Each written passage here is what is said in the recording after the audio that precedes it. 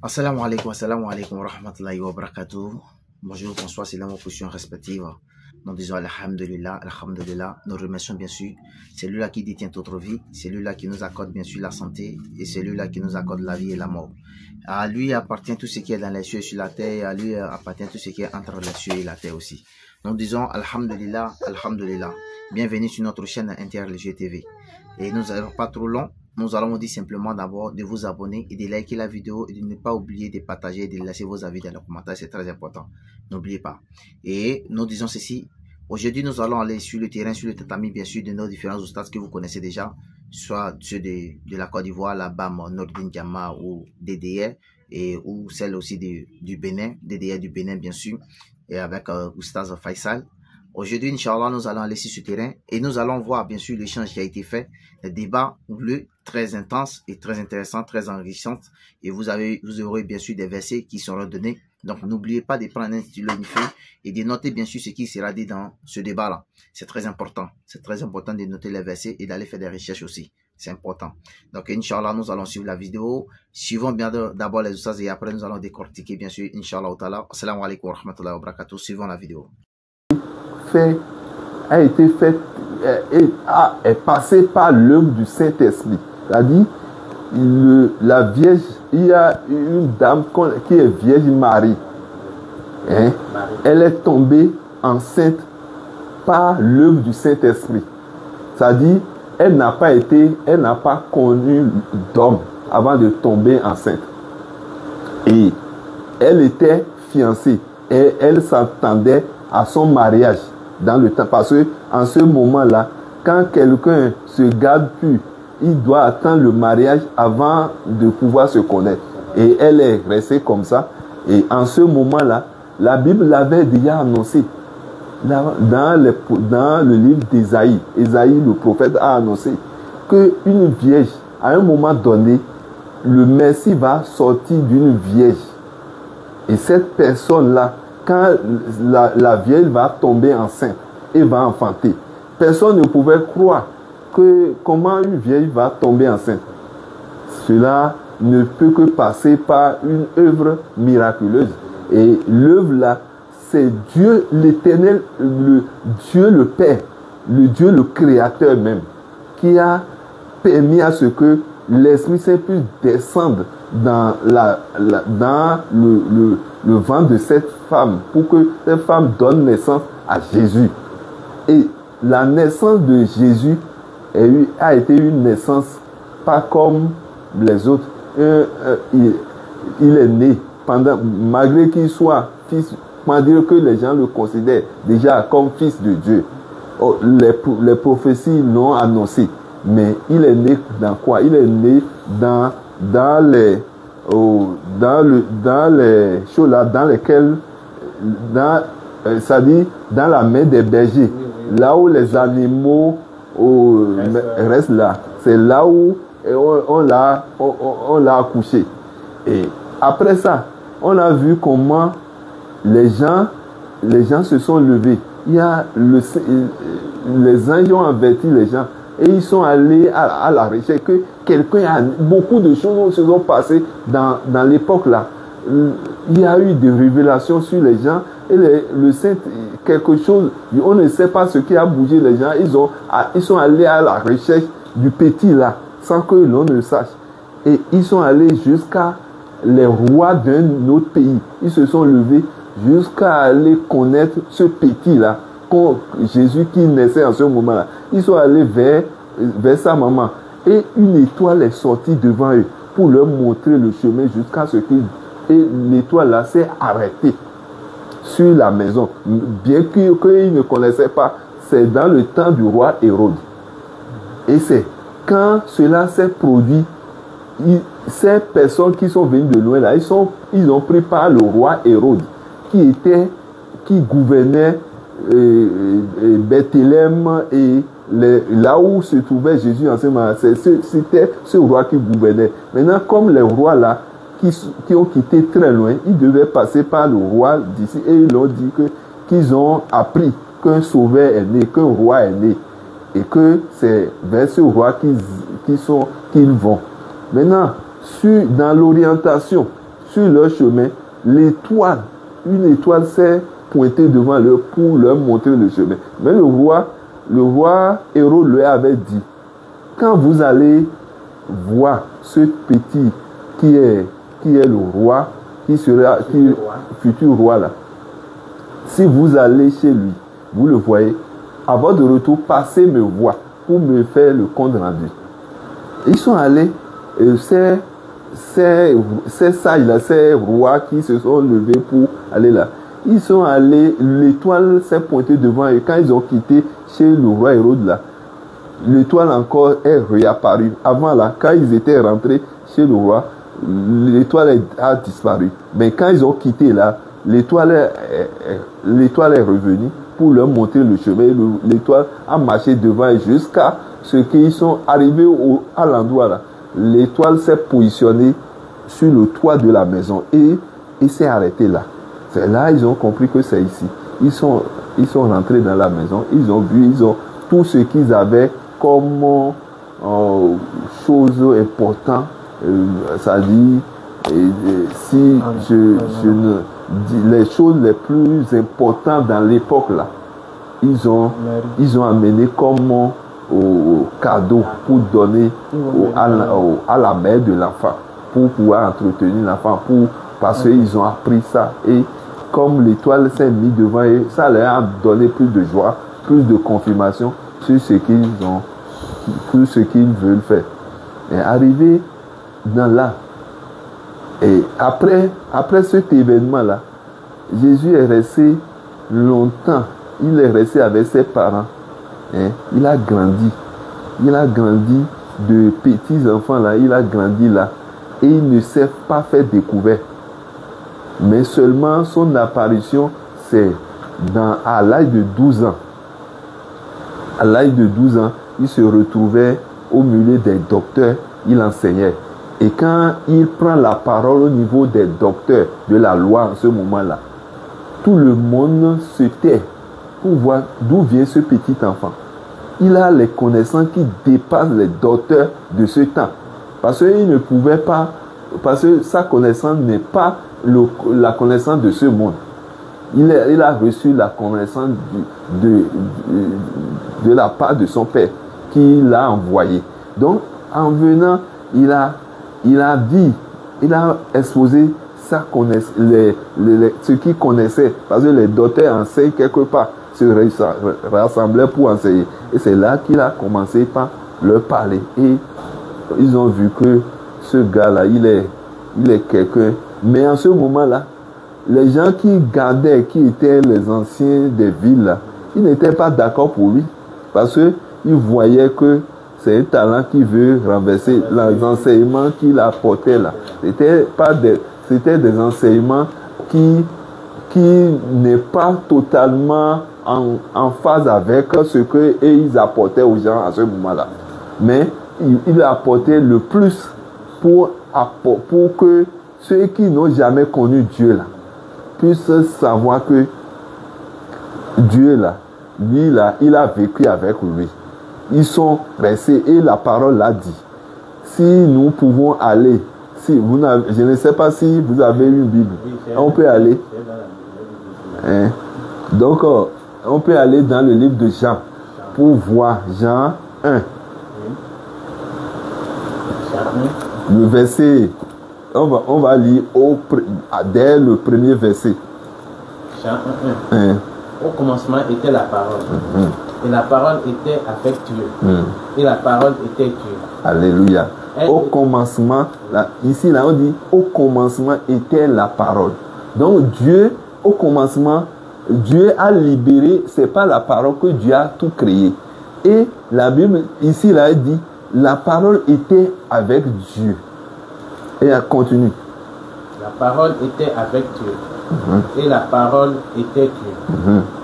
Elle était au commencement avec Dieu. Toutes choses ont été faites par elle. Et rien de ce qui a été fait n'a été fait sans elle. On dit, pas cette parole, pas la parole de Dieu, la parole que Dieu a utilisée pour créer là.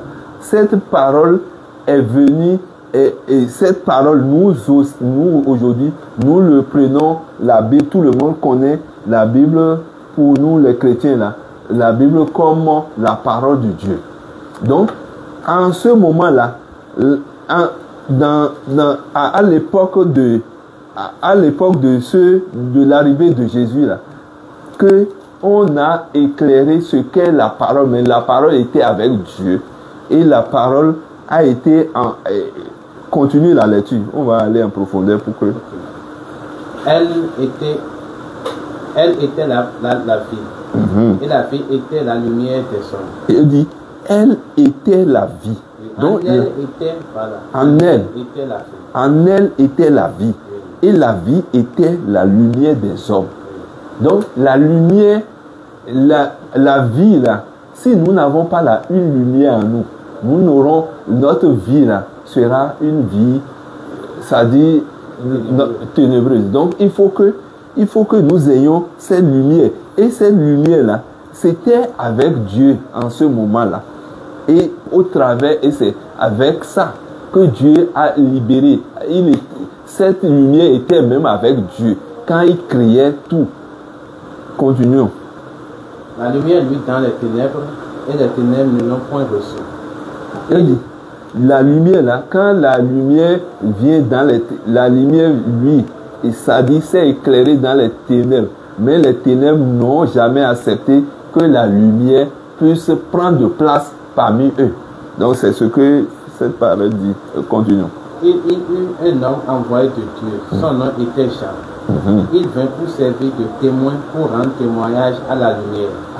Afin voilà. que tout crisse par lui. Alléluia. C'est que ce Jean dont j'ai annoncé tout à l'heure. Donc, ces gens-là veulent venir annoncer que quelqu'un devait venir. Et qui n'est pas dit de nettoyer même ses chaussures. Qu'en matière de royaume, mais Jésus à son arrivée, Jésus a dit que Jean, il a dit Jean là, parmi les fils des hommes qui sont nés dans les hommes là, Jean est le premier. C'est-à-dire, si on doit parler des prophètes sur la terre là, Jean est le premier prophète que Dieu reconnaît plus que tout le monde. C'est ce que Jésus lui-même a dit. Maintenant, le Jean en question là, Jean a dit que lui là, il n'est pas digne de nettoyer ses chaussures. Celui que Dieu veut envoyer. Mais quand il est venu, continuons. Il n'était pas la lumière, mais il parut pour rendre témoignage à la lumière. Lui, il dit que lui-même là, il n'est pas la lumière, mais il est venu pour rendre témoignage à la lumière qui doit venir. Donc, c'est ce qui veut dire que la lumière qui était présente à la création, c'était cette lumière-là qui devait venir au moment où Dieu créait les choses. Continuons. Elle est venue chez les siens et les siens ne l'ont point reçue. Mais à tous ceux qui l'ont reçue, à ceux qui croient en son nom, elle a donné le pouvoir de devenir enfants de Dieu, lesquels sont nés, non du sang, ni de la volonté de la chair, ni de la volonté de l'homme, mais de Dieu. Amen. Et la parole a été faite chair. Oui, je vais arrêter d'abord. Il dit que ceux qui pendant que Jésus est venu là, les gens ne sont pas ceux-là qui étaient les Juifs en ce moment-là, qui devaient le comprendre. Ils ne l'ont pas compris. C'est pourquoi il dit, il est venu vers les siens ne l'ont pas reconnu, ne l'ont pas accepté. Mais c'est Jean qui l'annonce, la parole, cette parole qui a quitté, ça a quitté pour, d'abord Jésus n'est pas venu pour tout le monde avant. Au premier abord là, Jésus était d'abord venu il est issu de la tribu des Juifs, c'est-à-dire des Israélites. Donc, il doit sauver, il est venu sauver les Juifs d'abord. Maintenant, c'est celui-là qui va croire en lui. Qui va croire, parce que selon la Bible, là, c'est les enfants, dans l'hiérarchie des enfants, c'est les enfants d'Abraham, là, par le biais d'Isaac, là, qui sont la tribu de Dieu, qui est la famille de Dieu sur la terre, en ce moment-là. C'est eux qui ont tracé les lignes. parmi eux là, qu'ont sorti les prophètes qui sont dans la Bible et qui ont prédit l'avenir jusqu'à l'arrivée de Jésus. Donc, Jésus, à son arrivée, c'est son arrivée qui nous a donné l'ouverture. Lisons et finissons ici. Et là, on va aller dans... Et la parole a été faite chair. Et elle a habité parmi nous. Donc, c'est devenu corps, homme comme ça. Et c'est venu parmi les hommes. Et elle a accompagné de grâce. Et nous avons contemplé sa gloire, une gloire comme la gloire du Fils unique venu du Père. La gloire, on a contemplé ça comme la gloire du Fils unique venu du Père. Comment on a contemplé sa gloire? On a vu sa gloire au travers de tout ce qu'il a fait parmi les hommes. Parmi les hommes, les choses qu'il a offert là, aucun homme n'a jamais fait. Donc, ce qui fait qu'on peut dire qu'on a vu sa gloire parmi les hommes. Et sa gloire là montre vraiment que c'est le Fils unique de Dieu. Là, on a... Oui, question. D'accord. Oui. Nous remercions notre cher pasteur pour déjà son intervention. Néanmoins, nous avons quand même pu noter certains points, des points d'éclaircissement quand même. Oui. Ok. Donc, la question est, selon le développement que vous avez eu, si j'ai bien compris, pour vous, parce que comme le frère il vous l'a dit, nous musulmans, nous croyons en Jésus. Vous croyez en Jésus? Oui. Jésus est dans votre Coran là? Oui. D'accord. Il est mentionné plus de 25 fois dans le Coran. Dans le Coran. Sa maman Marie, elle a un chapitre qui lui est dédié, le chapitre 19. Le titre c'est Mariam. Okay. Marie, la mère de Jésus. Elle a un chapitre spécial pour elle dans le Coran. Également Marie, dans le Coran, elle est une femme vertueuse. Sourate 66, verset 10 à 12. Également Marie, elle est une femme qu'Allah a élevée au-dessus de toutes les femmes du monde. Sourate 3, verset 42. Vous voyez qu'il y a beaucoup d'asymétrie. D'asymétrie. Voilà. Donc on croit en Jésus. Nous croyons en sa conception miraculeuse. Elle a été conçue miraculeusement par la puissance de la parole. Nous croyons en ça. Les miracles qu'il a opérés, ressusciter les morts, faire marcher les paralytiques, donner la vie aux aveugles, les sourds, les purifier, tout ça, les lépreux, nous croyons en tous ces miracles. Seulement que nous croyons qu'il a fait avec la permission de Dieu. De la même manière que Moïse a divisé la mer, c'était pas avec sa permission, mais c'est avec la permission de Dieu que Moïse a divisé la mer. Donc chaque prophète qui opère un miracle, il le fait au nom de Dieu. Voilà. Moïse a été un prophète et il a opéré en ce temps-là comme prophète. Mais à l'arrivée du Seigneur Jésus, à l'arrivée de Jésus-Christ, il n'a pas œuvré en tant que prophète, puisque la naissance de Moïse, c'était une naissance ordinaire. Ce n'est pas l'œuvre du Saint-Esprit qu'il est né. Je suis d'accord. Donc, tous les autres prophètes là, c'est les naissances ordinaires. Donc, c'est pourquoi aucun prophète dans la Bible là, ne peut dire qu'il veut prendre la place de Jésus. Il y a pas ce prophète là, il va te dire que moi je suis prophète. Prophète là, Dieu m'a parlé. Et ce que Dieu m'a dit là, c'est ça que je vous dis. Maintenant. Donc, je voulais dire un mot pour qu'on avance. D'accord, donc tous les autres prophètes, vous avez dit, ils sont nés de façon ordinaire, tous les autres prophètes. D'accord, maintenant, est-ce que pour vous, vous reconnaissez que Jésus-Christ est prophète? Non, Jésus est fils de Dieu. Il n'est pas prophète. D'accord, donc il est fils de Dieu. Il a été le représentant de Dieu parce que le monde entier est dans la souffrance du péché. Et la culpabilité du péché fait que le péché là, l'homme voit que quand il pêche là, auparavant, on utilisait les animaux, on sacrifiait les moutons. Même dans la Bible, là, on sacrifiait les moutons en son temps pour pouvoir se sanctifier, pour faire cela. Mais à un moment donné, Dieu a accompli que c'est le moment pour lui de sauver l'humanité. Et que le sacrifice des animaux, là, que cela puisse s'arrêter. C'est pourquoi il a envoyé Jésus-Christ. Donc, si je comprends bien, Jésus-Christ, il est un envoyé de Dieu. Il est fils de Dieu envoyé par Dieu. Donc, il est un envoyé de Dieu, oui. Il est fils de Dieu. Oui. Donc, c'est Dieu qui l'a envoyé. Oui. Donc, lui-même n'est pas Dieu. Lui-même, il est Dieu. Il est Dieu parce qu'il est fils de Dieu. Okay. Un fils de Dieu, là, ça dit, là, c'est pourquoi, non, ce n'est pas un petit Dieu. Il dit, au commencement était la parole. Dieu, même quand tu commences, au moment où Dieu a créé le monde là, avant que Dieu ne crée le monde là, Jésus-Christ était déjà fils à côté de lui. D'accord, maintenant, le Dieu qui a créé le monde là, c'est qui?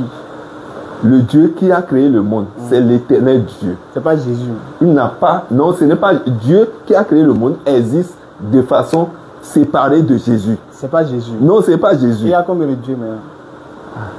Il y a dans le système de Dieu là, il y a 3 personnalités. Il y a Dieu, mais l'éternel Dieu. Il y a son fils Jésus qu'il a envoyé pour démontrer à l'humanité que lui il existe et que l'humanité, lui il est venu, Jésus est venu accompli pour dire, voilà le chemin, vous voulez voir Dieu, voilà toute la vérité que je vous ai apportée sur Dieu, ça. Maintenant, la troisième personne là, c'est le Saint-Esprit. Okay. Le Saint-Esprit, c'est lui qui aide et qui quand tu veux vivre la vie de Dieu en toi là, c'est l'Esprit de Dieu là qui doit t'habiter pour que tu puisses avoir la force de vivre la vie de Dieu. Maintenant, même en ce temps là, quand Jésus était sur la terre, quand il est venu, il ne travaille pas en laissant son Père. Il lui-même prie son Père. Parce qu'il était venu comme homme. Il est venu sur la terre comme homme. Mais bien étant fils de Dieu, il est venu comme homme. Il doit se comporter comme homme. Et il prie son Père en ce moment-là. Envoie-moi ceci. Maintenant, et ça s'opère en même temps. D'accord. Maintenant, ce que j'ai d'abord un peu du mal à comprendre, il y a combien de Dieu? Il y a un seul Dieu. D'accord. Il a un seul Dieu. D'accord. Donc, le seul Dieu là, c'est juste pour comprendre. Oui. D'accord. Oui. Le seul Dieu là, le seul Dieu qui vous a créé, qui m'a créé, qui a créé tout là. Est-ce que le seul Dieu là, c'est Jésus? Non, Jésus ne prend pas la place de Dieu. Mais Jésus est le chemin que nous devons emprunter pour voir Dieu. Donc le seul Dieu là, c'est pas Jésus. Non, le seul Dieu là, Dieu existe. Dieu, lui, il existe. Mais il a un fils qu'il a envoyé parmi nous, en mission parmi nous. D'accord, donc si je comprends bien, le seul Dieu qui a tout créé là, c'est pas Jésus. Non, c'est pas Jésus. Donc le Dieu qui vous a créé. Il y a Dieu là, il y a 3 entités. Il y a éternel Dieu. Il y a Jésus-Christ qui est son fils. Il y a le Saint-Esprit pour nous aider en tant que croyants ici. Oui, mais je parle du seul Dieu là. Le seul Dieu là, c'est qui? C'est ça, je dis, éternel, on appelle l'éternel Dieu. D'accord, donc quand on dit Dieu, le seul Dieu, créateur de toutes choses là, c'est pas Jésus. C'est ça. Notre créateur de toutes choses là n'est pas Jésus. D'accord. Mais Jésus est le Fils de Dieu qui nous a montré le chemin pour aller vers Dieu. Je suis d'accord avec ça. Moi, ce que je veux savoir là, c'est question de Dieu là d'abord. D'accord. Avant de venir à son fils là. Okay. Il faut qu'on connaisse d'abord Dieu. Oui. Ou bien. Oui. Voilà, le seul Dieu là, le seul Dieu est séparé de Jésus. D'accord. Donc si je comprends bien, pour réitérer, pour que ce soit clair, et là on va avancer sur le point. D'accord. Donc le seul Dieu créateur de l'univers, c'est pas Jésus. Non. Donc le Dieu qui vous a créé vous et moi, c'est pas Jésus. Non. Donc le Dieu qui a créé Marie, c'est pas Jésus. Non. Donc Jésus n'est pas Dieu. Jésus est le Fils de Dieu. Donc il n'est pas Dieu. Donc quand tu es fils de Dieu là, quand un Dieu qui est, quand toi là, hein, tu es le fils du roi, le fils de quelqu'un qui a créé lui, et il t'a né, tu es né de lui, qui est fils de Dieu, tu es ton fils là. Devant les hommes là, tu es en même temps Dieu avec nous. Parce que tu agis en tant que représentant. Là où il a pris la place de Dieu pour nous les hommes là. Là où Dieu lui a conféré, l'éternel Dieu même, lui a conféré beaucoup de pouvoir là. Hein? Il était venu comme fils, mais il a eu les pouvoirs lorsque il est allé, il a fait le sacrifice ultime, il s'est sacrifié sur la croix pour nous sauver. Et au travers de l'acte là, que Dieu lui a donné le nom le plus élevé possible que l'on peut utiliser pour être sauvé. D'accord, ce que je veux éclaircir là. On dirait chaque fois quand ça veut être clair, au final, après je vois qu'il y a un autre... Non, je ne sais pas là. Je ne sais pas. Parce que j'ai été clair au début. Au début, oui, j'ai dit l'éternel Dieu la réponse n'est pas Dieu pour moi. Et que son fils là, c'est Jésus. Voilà. Vous avez dit ça. D'accord. Maintenant, quand j'avance un peu pour éclaircir clair, est-ce que Jésus est Dieu ou bien finalement il n'est pas Dieu? Vous commencez par me dire que Fils de Dieu est Dieu, donc, et vous voulez encore revenir derrière. Donc c'est pourquoi je veux juste comprendre pour qu'on puisse avancer sur notre point. Jésus là est Fils de Dieu, il n'est pas Dieu. Dieu existe.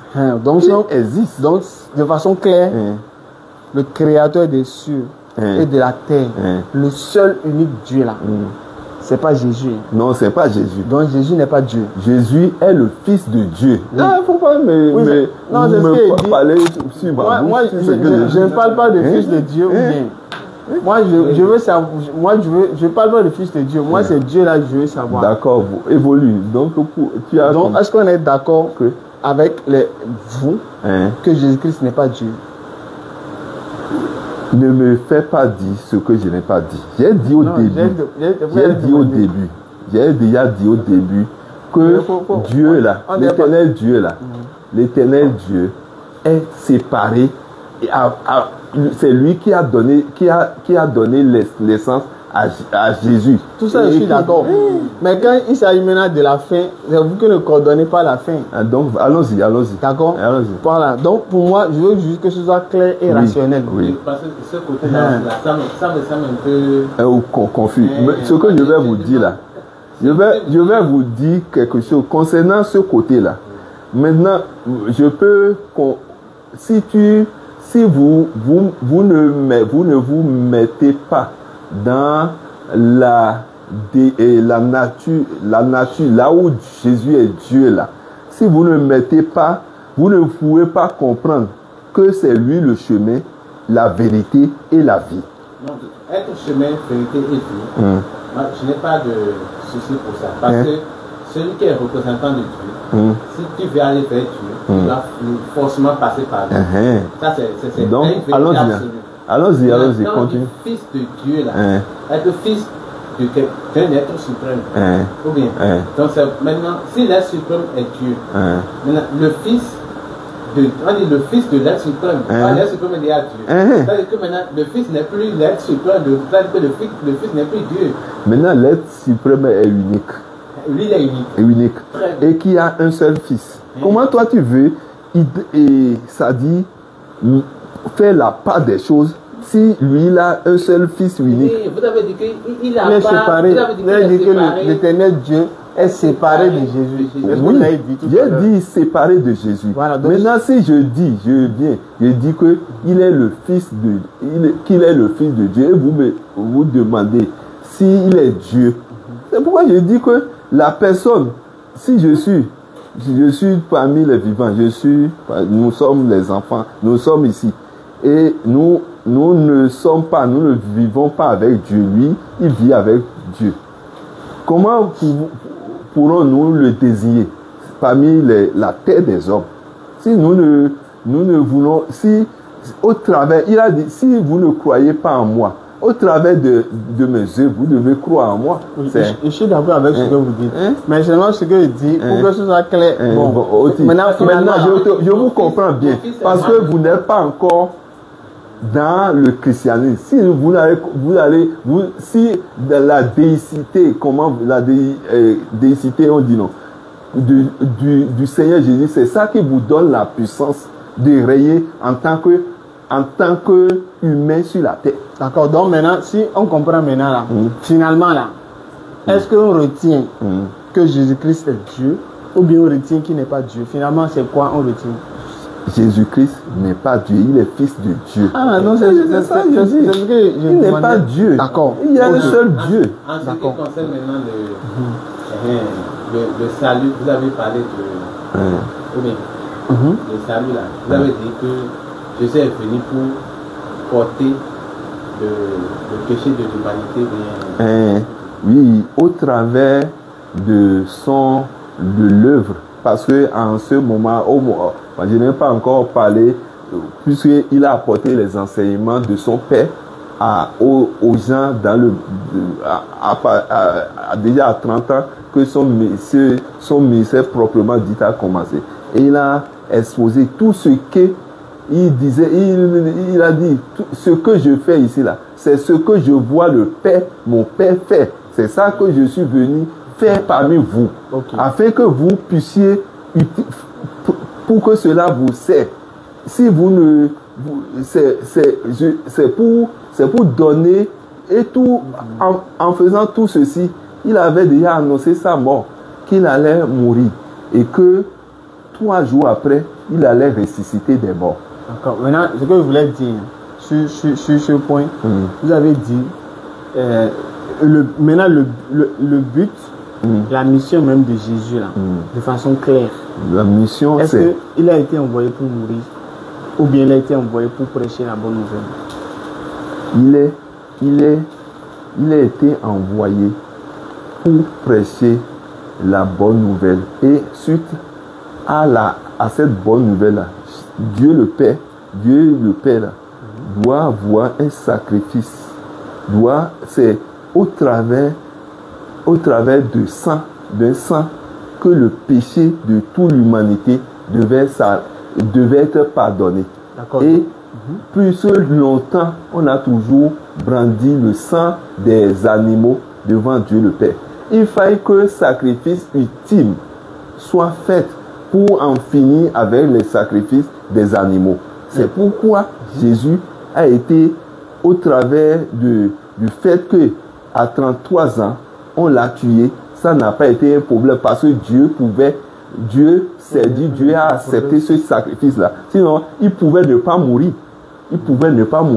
Parce qu'il doit passer par là pour pouvoir libérer l'humanité. Mais Jésus, vous êtes d'accord que Jésus, il est un homme?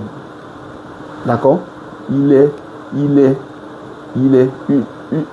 a vécu comme homme sur la terre. Oui, c'est ce que je dis. Maintenant, dans le sang qu'on versait avant là, c'était le sang des animaux que Dieu prenait. Et maintenant, le sang de Jésus, ce n'est pas sang d'animaux. Ça, c'est sang d'un homme. C'est le sang des animaux que Dieu prenait avant. Mais maintenant, mais à un moment donné, parce que Jésus, à cause de l'enseignement qu'il a apporté, l'enseignement, compte tenu de la profondeur de tout ce qu'il a apporté là, c'est que plus jamais, quand quelqu'un connaît Jésus-Christ là, il n'est pas appelé à vivre dans le péché. Non, je parle du sacrifice là. Le sacrifice qu'on faisait avant, c'était le sacrifice d'animaux. Oui, sacrifice d'animaux. Maintenant, pour Jésus là, est-ce que c'est sacrifice d'animaux ou sacrifice humain? Ce n'est pas sacrifice. Je ne donnerai pas ce nom-là, sacrifice humain. Bon, parce mais que Dieu, le sang là, ce n'est pas sang d'animaux. Ce n'est pas sang d'animaux. Donc c'est ça. Mais Dieu a accepté. Dieu a voulu montrer son amour. L'amour, ça a démontré l'amour de Dieu envers l'humanité. Oui. Puisque nous utilisons les bêtes pour faire cela. Nous croyons que Dieu ne nous aime pas. Dieu nous aime. Et pour montrer cet amour-là qu'il a pour nous là, cet amour doit pouvoir se montrer au travers de sacrifices que lui, Dieu là, il doit faire à notre endroit. Et c'est ce sacrifice-là. Il a laissé son fils-là, que vous puissiez le tuer pour lui, pour que plus jamais l'on ne doute pas de son amour pour les hommes. Donc c'est ce qu'il dit dans le sacrifice de Jésus. C'est un sacrifice d'un homme. Oui, c'est un homme. C'est un sacrifice humain. Oui. Donc Dieu a accepté le sacrifice humain pour que le peuple soit racheté. Oui. Mais Jésus, on est d'accord que Jésus, il est innocent parce qu'il n'a rien fait. Oui. On est d'accord. Oui. Maintenant, est-ce que, bon, on va lire un verset. Il y a un verset que, comme vous avez dit ça, capté, j'avais lu ça en temps. Okay. Je crois que c'est Proverbe 6, verset 16, 15, 16. Oui. Ok. 15. Aussi sa ruine arrivera-t-elle subitement. Il sera brisé tout d'un coup et sans remède. Il y a 6 choses que est l'Éternel. Donc il y a 6 choses que l'Éternel est. Oui. D'accord? Oui. Il en a horreur. Oui. Continue. Et même 7 qu'il a en horreur. Qu'il a en horreur. Donc il y a 7 choses que Dieu a en horreur. Oui. Ça veut dire que Dieu déteste ça. Oui. On est d'accord. Donc allons-y. Verset 17. Les yeux hautains. Oui. La langue menteuse. La langue menteuse. Les mains qui répandent le sang innocent. Donc on dit les mains qui répandent le sang innocent. Donc ça veut dire quoi? Ça veut dire que Dieu a horreur de des mains qui versent le sang innocent. Oui. Donc quand une personne est innocente et qu'on verse son sang, Dieu a horreur de ça. Oui, Dieu a horreur de ça. On est d'accord. Oui. Maintenant, est-ce que Dieu, qui a horreur de ça, d'une chose, peut encore faire la chose? Attends, on ira dans, vous voyez, dans l'acceptation du péché. La Bible, votre réponse péché, c'est oui ou bien c'est non d'abord, pour qu'on puisse savoir là où vous allez. Est-ce que Dieu qui a horreur d'une chose peut encore ordonner la chose? Il fait encore la chose alors qu'il a horreur de ça. C'est-à-dire par exemple, Dieu a horreur du mensonge et lui-même va mentir. Non, Dieu a horreur du vol, lui-même va voler. Est-ce que c'est Dieu qui a ordonné que l'on sacrifie son fils? Il n'a pas ordonné. Il a laissé son fils à la liberté de l'humanité. Non. Maintenant, en l'envoyant là, est-ce que le but de l'envoyer c'est pour le sacrifice ou bien Dieu ne l'a envoyé pas pour le sacrifice? Vous voyez, c'est là la question. Oui, Dieu l'a envoyé. Dieu l'a envoyé pour le sacrifice, bien sûr. Pour le sacrifice, bien sûr. Maintenant, le sacrifice, ce n'est pas Dieu en l'envoyant pour le sacrifice. Cela veut dire que c'est Dieu voudrait montrer, malgré que cela interdit que de sacrifier les humains dans la parole de Dieu là. Lui, il veut prouver que malgré tout cela, lui-même là, il a accepté pour que les gens là ne meurent point, pour que les gens pour que leur vie puisse changer. Parce que c'est pour témoigner juste son amour. C'est l'amour de Dieu là qui veut se faire montrer là. Donc ce qui veut dire que Dieu a horreur qu'on répande le sang innocent, mais lui-même il fait ce dont il a horreur, c'est ça? Non, aucun, le sang que nous avons, le sang de Jésus, c'est un sang pur, non? C'est ce qu'il a dit. Vous l'avez dit, non? Vous avez même dit ça. Maintenant, Dieu a horreur qu'on répande le sang innocent. Non, ce n'est pas Dieu. Dieu a horreur qu'on répande le sang innocent. Voilà. Est-ce que lui-même peut faire ce qu'il a horreur de ça? Et attendez.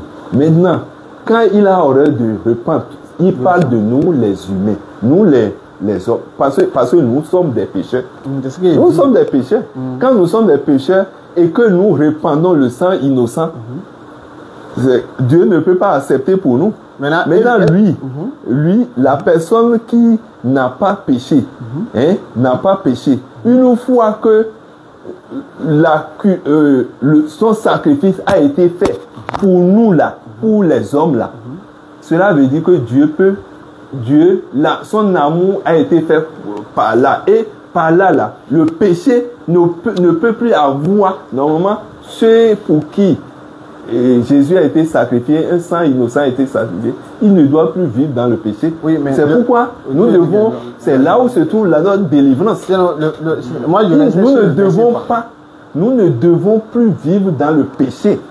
C'est ça la vie. Et c'est une fois quand le sang est répandu là, nous ne devons plus vivre dans le mensonge, dans la tromperie, dans le... C'est ça. Si ce sang-là a été répandu, c'est pour régler le problème du péché pour une fois pour tous, pour que nous puissions avoir accès à Dieu.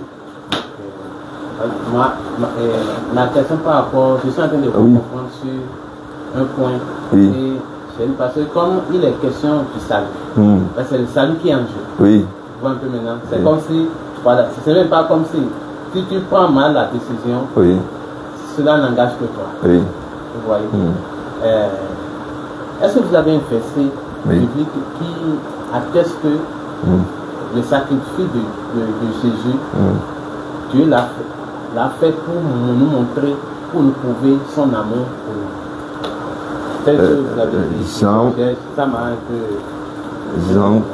Jean 3,16. Jean 3,16. Jean 3,16.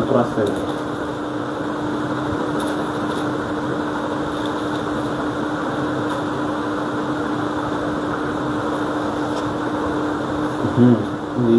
Car Dieu a tant aimé le monde qu'il a donné son Fils unique, afin que quiconque croit en lui ne périsse point, mais qu'il ait la vie éternelle. C'est convaincant pour toi? Donc ici, on parle de la croyance au Fils. On dit, car Dieu a tant aimé le monde qu'il a donné son Fils unique. Dans mon truc là, dans l'explication que j'ai donnée là, j'ai parlé de Jésus comme Fils unique de Dieu. Maintenant, Dieu a donné ce Fils-là afin que quiconque croit en lui, c'est-à-dire quiconque entend sa parole, ce qu'il dit là, si la personne croit en celui-là, là, son salut est dans ça là. Donc, ce qui dit que c'est au message et à la... Donc, ce qui dit que c'est la parole que Jésus a prêchée, c'est ça qui donne le salut et non sa mort, c'est ça? Non, ce n'est pas sa mort qui donne le salut, c'est son message. C'est là le problème. Voilà. Non. C'est ce que nous, dans ce que vous avez dit là, c'est ce que nous, on a compris. On a compris. Vous avez compris que quoi? Que c'est plutôt le sacrifice là, de Jésus là. C'est ça qui donne le salut. Non, le sacrifice de Jésus là, le sacrifice de Jésus permet aux gens de venir à Dieu, de comprendre que quelque chose a été fait pour eux. Et c'est quand ils vont venir là, aucun homme ne peut pas venir, ne peut bénéficier du ciel s'il n'a pas marché avec Dieu dans dans l'enseignement qui a été donné. Sinon, tout le monde peut se prétendre aller au ciel facilement. C'est pourquoi je vous demande s'il y a un verset où Dieu a parlé à propos du sacrifice de Jésus. A parlé par là où Dieu a dit par exemple, j'ai envoyé Jésus, mais Jésus dit, Dieu m'a envoyé pour être sacrifié. Ou bien là où Dieu dit, j'ai sacrifié Jésus. Voilà. Ou bien là où Dieu dit, Jésus là, je l'envoie pour qu'il soit sacrifié. C'est un verset où Dieu lui-même nous dit ça. Dieu même, qu'un prophète a rapporté, c'est ça? C'est ce que vous dites. Sinon, Dieu même n'a jamais parlé dans la Bible. Sinon, c'est au travers des prophètes que l'Éternel ou bien les révélations que les gens ont reçues. Bon, directement Jésus quoi. Par exemple Jésus. Et Jésus par exemple lui-même qui est concerné. Est-ce qu'il n'a pas dit que par exemple Dieu m'a envoyé pour être sacrifié? Il a dit des paroles qui montrent que c'est ces paroles qu'il est en train de dire. Je vais vous lisons, allons dans Jean 8, 32. Jean 8, 32.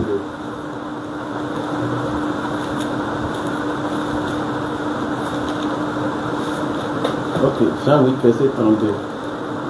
Sinon aussi, pour moi, après, si le pasteur, il nous a expliqué que c'est pas la mort de Jésus qui donne le salut. Bon, je pense que moi, on est d'accord avec ça. D'accord. On est d'accord avec le fait que ce n'est pas la mort qui donne le salut, mais c'est la parole que Jésus a annoncée. C'est elle qui donnera la vie à toute personne qui va garder cette parole. On est d'accord avec ça. Maintenant, l'autre point que je voulais dire, d'accord. Tu as dit. L'autre point que je voulais dire, lorsque Jésus... Tu as lu là. Ce que vous avez posé là, j'ai demandé de lire. Jean 8, 32 là. Vous connaîtrez la vérité et la vérité vous affranchira. Il lui répondit, nous sommes la postérité d'Abraham et nous ne fûmes jamais esclaves de personne. Comment dis-tu, vous deviendrez libres? En vérité, je vous le dis. Leur répliqua Jésus, quiconque se livre au péché est esclave du péché. Or, l'esclave ne demeure pas toujours dans la maison. Le Fils y demeure toujours. Si donc le Fils vous affranchit, vous serez réellement libre. C'est là. Si donc le Fils, ça dit, quand vous êtes esclave. Dans 10 minutes, on peut chuter. Après, on fait notre programme. Vous êtes, quand il dit, au verset 32, d'abord 32 là, vous connaîtrez la vérité et la vérité vous affranchira. C'est la vérité que Jésus a annoncée là. C'est ça qui va affranchir la personne qui va connaître. La connaissance de la vérité, c'est dans l'avenir. Ce n'est pas, ça dit quelqu'un qui s'approche de la vérité, il doit pouvoir découvrir la vérité petit à petit jusqu'à connaître entièrement la vérité. Et ça va lui faire gagner sa liberté. C'est en ce moment-là, quand tu connaîtras la vérité, toi-même tu pourras te dire que maintenant là, que rien ne m'empêche d'aller au ciel. C'est-à-dire, tu ne peux plus te retrouver dans le niveau bas pour que, arriver là-bas, là, tu sois bloqué.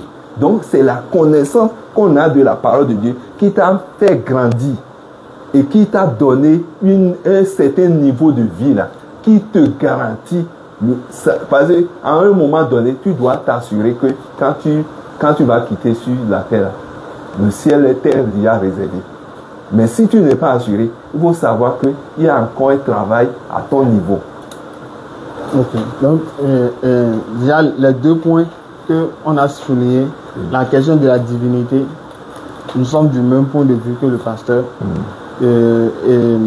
Sur la personne de Jésus-Christ, nous sommes d'accord qu'il n'est pas Dieu, mais qu'il est un envoyé de Dieu, il est un représentant de Dieu. Donc l'autre point aussi, sur le salut, nous sommes aussi d'accord que Jésus-Christ, il sauve par la parole qu'il a annoncée, par la parole qu'il est venu prêcher. Quand on écoute cette parole, quand on obéit, on met ça en pratique, on aura la vie éternelle qui a été réservée à ceux qui vont croire au message de Jésus et à tous les autres prophètes également qui ont été envoyés. Maintenant, ce que je voulais dire, pour qu'on puisse chuter peut-être dans 7 à 8 minutes, on va chuter. Après, on pourra faire peut-être notre programme. Le fait que, par exemple, Jésus-Christ était à la croix selon la Bible, n'est-ce pas? Maintenant, selon la Bible, là, il y avait comme le brigand au milieu de Jésus. Vous avez dit, Jésus était au milieu comme le brigand. Jésus était crucifié avec deux autres personnes. Avec deux brigands au milieu. Maintenant, les deux autres personnes là, combien de personnes ont insulté Jésus? Pourquoi cette question-là? Je ne sais pas si vous avez... Oui, si j'ai la connaissance sur ça, c'est ça. C'est une personne qui a insulté et l'autre n'a pas insulté. D'accord, donc c'est une personne qui l'a insulté. Donc c'est un des brigands qui l'a insulté. Est-ce que le deuxième l'a insulté? Le deuxième ne l'a pas insulté. D'accord. Parce que nous, on avait lu dans la Bible. Bon, on va lire le verset ensemble et on va voir. Ça va parler des choses qui ont un peu capté notre attention. On a dit, bon, peut-être on va vous soumettre ça pour que vous allez voir. Bon, Luc, tu veux prendre Luc 23, 39. Luc 23. Luc 23, verset 39. Il va lire. Luc 23, 39.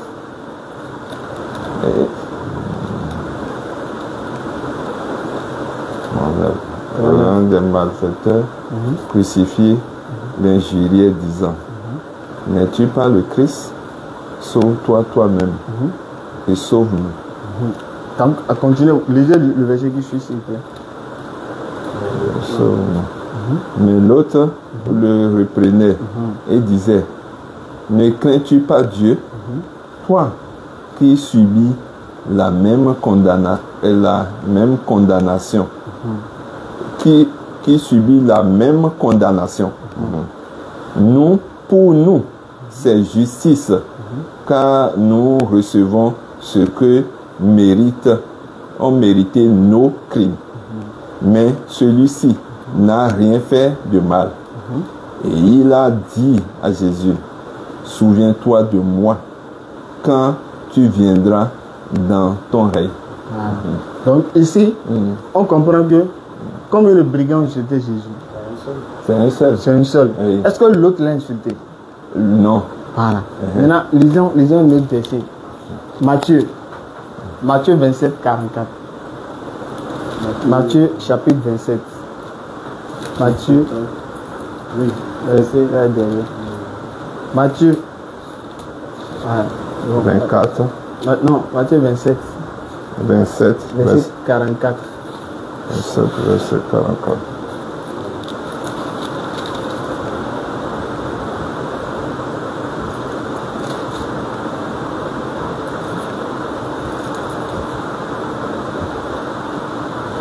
Les brigands crucifiés avec lui l'insultaient de la même manière.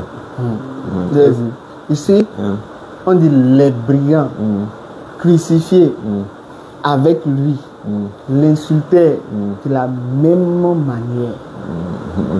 Et c'est bon, ça là, est-ce que le fait de dire les brigands, celui qui a écrit là, il peut faire erreur d'écriture à ce niveau? Hein?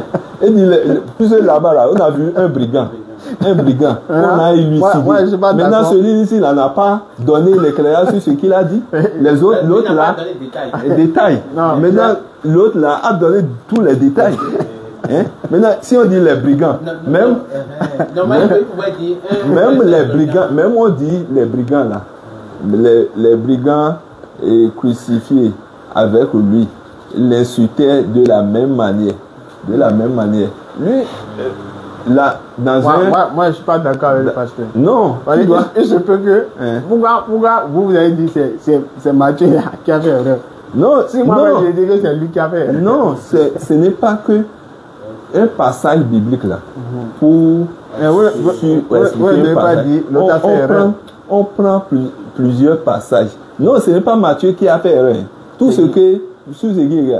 Les gens, les écrits là, ceux qui commentent, quand la Bible là n'est pas dans cette langue là, quand on a écrit au départ, maintenant de tradition en tradition, là, ça peut amener quelqu'un à faire erreur dans l'écrit, mais on ne veut pas tenir compte de l'écrit, de petite erreur là. Mais pourquoi vous le dites dans ce qui veut dire que dans Luc là aussi, il est possible que ce soit erreur. Non, dans où? Luc. Quel Luc? Luc 23. Là, ils ont dit un brigand là. Quelqu'un peut aussi dire que c'est lui qui a fait erreur, c'est lui qui devait écrire 2. Il devait écrire quoi? Il devait écrire 2. Vous dites que par exemple c'est Matthieu, c'est là où il y a l'erreur, c'est surtout au niveau de Matthieu ou au niveau de Luc. Si la personne a dit les, lui il a dit les maintenant. On a entendu qu'au moins un brigand l'a insulté. La personne a dit les. C'est une erreur là. Moi je ne vois pas erreur. Parce qu'il y a deux personnes. L'autre dans son truc là, il a juste ramassé les deux, il a mis les deux dans le même tableau pour dire qu'ils l'ont insulté. Donc est-ce que c'est ça? Il y a un problème là. Oui, il y a un problème parce que regardez, selon Matthieu là, c'est les deux qui ont insulté. Si selon Matthieu là, il a dit les brigands. Donc c'est les deux qui ont insulté. Si on doit les écrire là, dans les écrits là. Non, selon Matthieu, c'est les deux. Non, nous on n'établit pas une vérité en se tenant sur un seul écrit. Non, je ne parle pas de vérité d'abord. Moi, ce que je demande, je voulais juste qu'on analyse les versets là. Par exemple, pour Matthieu là. L'analyse là n'est pas quelque chose qui veut apporter quelque chose dans la vie de foi. Si on veut apporter ici on parle de la croix. Ça c'est important. Si on est ici, on dit les brigands. qu'est-ce que les brigands là, qu'on a ramassés ensemble là, qu'est-ce que ça veut apporter dans la foi? Dans la foi. Voilà. Vous allez voir pourquoi il dit que c'est important. Dis-moi. Pour Luc là, combien insulté? C'est un. On est d'accord. Celui qui n'a pas insulté là, quel a été ce que Jésus l'a promis? Le paradis. C'est important ou pas? C'est important là. Voilà. Donc c'est la foi ou bien c'est pas la foi? C'est la foi. Voilà. Maintenant, ça c'est Luc. Donc celui qui pourquoi lui Jésus l'a promis le paradis? C'est parce que il n'a pas insulté Jésus. Donc ce qui veut dire, selon Luc là, il y a quelqu'un qui va au paradis parce qu'il n'a pas insulté. On est d'accord. Mais malgré ses péchés qu'il a. C'est pas malgré ses péchés. En ce moment, le gars, il a demandé pardon. Oui, c'est ce qu'il dit. Il a demandé. Ce n'est pas que parce qu'il n'a pas insulté, si lui, il n'avait pas demandé que Dieu le pardonne, là, qu'il puisse le pardonner. Et quand il va régner dans son règne, là, qu'il est pécheur, il a eu le temps de confesser ses péchés. C'est ce qu'il dit. Donc, ici, là, dans Luc, là, il y a quelqu'un qui s'est confessé et l'autre a insulté. Est-ce que l'autre, là, il s'est confessé? L'autre, là, s'est confessé. Non, il ne s'est pas confessé. Il ne s'est pas confessé, non. Maintenant, celui qui s'est confessé, là, est-ce qu'il a insulté Jésus? Celui qui s'est confessé, il n'a pas insulté Jésus. Voilà, mais Matthieu dit qu'il a insulté Jésus. Je dis, dans les deux là, ce que Matthieu a dit là. Il a dit que les deux ont insulté. Est-ce que ce que Matthieu a dit là empêche celui-là qui n'a pas insulté Jésus là d'aller au ciel? Non. Mais ici, selon Matthieu là, personne ne va au ciel. Parce que, où est-ce que Matthieu a dit que l'autre va au ciel? Matthieu, dans la suite là. Matthieu a voulu parler de l'injure que les gens ont proférée contre, il parle de même sur la croix. Non, il parle de crucifier. Il n'a pas parlé des gens qui assistaient. Il a dit les brigands crucifiés avec Jésus. Donc il ne parlait pas de la foule. Il parlait de ceux qui étaient avec Jésus sur la croix. Il insultait, il a dit même manière. Donc je lui ai dit ce que l'autre a dit, c'est ça deuxième aussi a dit. J'ai vu Marc. Écoutez ce que Marc dit. Oui, ça nous a vraiment intrigué un peu. Marc 15. Marc 15, 32. 15, 32. Dans 5 minutes, on va chuter, Inch'Allah. À 15, 32.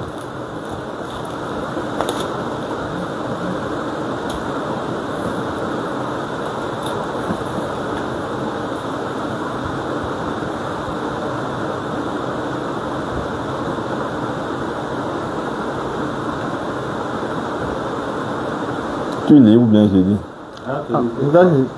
Que le Christ, le roi d'Israël, descende maintenant de la croix, afin que nous voyions et que nous croyions. Ceux qui étaient crucifiés avec lui l'insultaient aussi. Oui. Il dit ceux qui étaient crucifiés avec lui, ceux-là c'est pluriel. Et on sait qu'ils sont deux. Et il dit l'insultait au pluriel. Donc selon Marc aussi, c'est les deux qui ont insulté. Selon Matthieu, c'est les deux qui ont insulté. La précision, ils ont crucifié. C'est ceux qui sont sur la croix là qui l'ont insulté. Maintenant. Donc Marc et Matthieu nous disent que c'est les deux. Mais Luc nous dit que c'est un seul qui a insulté. Maintenant on retient lequel? Vous voyez que sur la même personne, c'était bien bon que 4 personnes puissent parler de la même personne. Cela veut dire qu'il y a une vérité que nous devons chercher dans l'évangile. Une vérité que nous devons chercher dans les 4 évangiles, c'est-à-dire Matthieu, Marc, Jean et Luc. Et quand nous parcourons toutes ces choses-là, nous avons cette vérité-là, qui est que ce que Jésus nous a donné. Nous n'allons pas nous focaliser sur ce que... Est-ce que Jésus a dit quelque chose là? Non, on dit que le chemin, celui qui veut nous montrer le chemin, c'est Jésus. Ce n'est pas les écrits qui veulent... Ça dit ce que quelqu'un a écrit là. Mais c'est l'ensemble. Mais non, il faut quand tu veux convaincre quelqu'un là, c'est tout ce que tu as à ta disposition qui va leur permettre d'être convaincu. Parce qu'on ne veut pas bâtir quelqu'un un seul jour. Oui, maintenant, on le bâtit pour qu'on puisse vraiment ce qu'il a vécu. Pour terminer là. Maintenant, ce qui cause ce qui nous fait un électrochoc. Bon, moi, je vous demande sincèrement. Quoi. Oui. Nous, ça nous a intrigués. Ça vous a intrigué. Parce que si Matthieu, Marc, Luc et Jean ont été inspirés par Dieu, par la puissance du Saint-Esprit, que les hommes ont écrit ce message-là. D'accord? Ils ont écrit la parole de Dieu. C'est Dieu qui les a inspirés. Oui. D'accord? Est-ce que Dieu peut inspirer une chose à l'autre et le contraire à l'autre? Je vous demande sincèrement. Il y a beaucoup de ceux-là qui étaient présents, ou d'autres ont eu les écrits, les gens qui ont été présents. Par exemple, Luc là. Luc n'était pas présent lors de choses là. Est-ce qu'il a été inspiré? Si Luc n'était pas présent, c'est normal que c'est pour lui qui peut avoir... Donc je lui ai dit, pour Luc là n'est pas fiable. C'est ça? Non, je ne peux pas dire ça. Je ne peux pas dire. Parce que Luc là, il a été l'évangéliste qui a fait plus de détails sur nous. Maintenant, qui était là? Mais le plus important, que les deux brigands, l'ont insulté, que c'est un seul qui est insulté, là. Peu importe. La croyance pour ceux-là n'est pas à ce niveau. Le message que Dieu, le Seigneur, le message que Jésus a apporté pour nous, le message de salut, si nous ne sommes pas focalisés sur le message du salut que Jésus a apporté, nous allons rester dans les choses-là de théologie et faire commentaire sur les choses. C'est écrit, c'est pas théologie bien passé. Maintenant, ce que je vais te dire, je vais passer par là pour te dire, si on prend un livre que plusieurs personnes ont écrit, dis-moi. Pas la puissance du Saint-Esprit. Même si ce n'est pas la puissance du Saint-Esprit. Il peut y avoir erreur encore. Il peut y avoir des différences, un peu de différence dedans. Donc, mais ce n'est pas ça là, le fondamental de le fondamental doit être la même chose. Oui, mais s'ils sont inspirés. Mais là, c'est même pas la même chose. Parce que l'autre dit, un a insulté et va au paradis. Et un a insulté. Non. Et l'autre n'a pas insulté. Donc l'autre va au paradis. Mais Matthieu, lui, nous dit de deux carrément, aucun Dieu ne va au paradis. C'est ça le problème. L'autre dit, l'autre, il n'a pas insulté. Il a plutôt défendu Jésus. Maintenant, si on dit que quelqu'un n'a pas insulté, et l'autre dit, l'autre a insulté. Celui qui n'a pas insulté là, il hérite le royaume des cieux. C'est ce qui est normal. Voilà. Qui a été pardonné. Maintenant, si l'autre dit que les deux ont insulté là. Donc personne ne va au ciel. Ça, parmi les brigands là, que les brigands qui sont à ses côtés là, est-ce que notre connaissance, notre foi là, c'est basé sur les brigands ou bien basé sur la parole de Dieu. Votre foi est basée sur la Bible. La parole de Dieu. C'est ça qui est écrit là ou bien. Tu crois que la parole de Dieu là, dans la parole de Dieu, il n'y a pas des choses qui ne sont pas des choses. Ça dit, on prend les vérités là. Pour avaler une vérité là, il faut que la vérité, même dans la Bible là, il faut que la vérité soit alliée de l'Ancien Testament, même jusqu'à Nouveau Testament. Ce qui, la Bible nous a, ça dit, le Nouveau Testament, c'est l'homme, c'est l'image, ça dit, l'image des choses à venir, oui. Pour qui est le Nouveau Testament. Mais l'Ancien Testament, c'est l'Ancien Testament a annoncé les choses. Et tout ce que l'Ancien Testament a annoncé, ça s'est avéré dans le Nouveau Testament. Et c'est sur ça là que la foi devait être basée. La foi n'est pas basée sur tel évangile a écrit ceci, a fait ceci. La foi n'est pas basée sur ça. D'accord. D'accord, donc merci beaucoup. Et je veux vous dire aussi, comprenez aussi que quand Dieu a inspiré beaucoup de personnes à écrire quelque chose là, comprenez que c'est une vérité. Ça dit, il y a beaucoup de choses à gagner que une seule personne, Dieu inspire une seule personne à écrire. Et sur tout le monde, et beaucoup de personnes vont se baser sur la vérité d'une seule personne. Ça va créer des situations. Okay. Donc c'est ça. Quand c'est dans dans la multiplicité, c'est-à-dire dans la multiplication des thèses là, qu'on va retrouver la vérité. On doit exposer les thèses comme ça pour voir où se trouve la vérité. Et c'est sur cette vérité-là qu'on peut se lever. Ok, vraiment, merci beaucoup. Merci. Autant que peut-être la prochaine fois, on va parler sur le message universel de Jésus. Est-ce que ce message, ça nous concerne toute l'humanité ou bien voilà. Ça, c'est un message de l'humanité. C'est le message de Jésus. Jésus, là, ça s'adresse à l'humanité. Après, on pourra en parler une autre fois. Ne pas abuser quand même de votre temps. Non, Et je fais déjà tard. Oui, d'accord. On va se donner rendez-vous pour la prochaine fois, mais tout ce que j'essaie pour vous, je vous rassure que Jésus est le seul chemin qui mène vers Dieu. Le seul chemin qui mène vers Dieu. Et c'est le jour de jugement, c'est lui qui sera assis pour classer les gens en tenant compte de ce qu'il a donné comme enseignement. Même si quelqu'un se voit chrétien et il ne fait pas, il sera écarté. Le ciel là n'est pas réservé pour beaucoup de personnes. Le ciel là, si pour hériter le royaume des cieux là, le tout ne suffit pas de dire que tu es chrétien, mais il faut mener la vie parce que Dieu ne veut rien voir, ne veut voir quelqu'un avec péché et l'accepter dans son royaume. Jésus est mort pour les péchés. Non, mais parce que c'est ce que j'ai dit. Jésus est mort pour l'humanité, pour que les gens viennent à lui.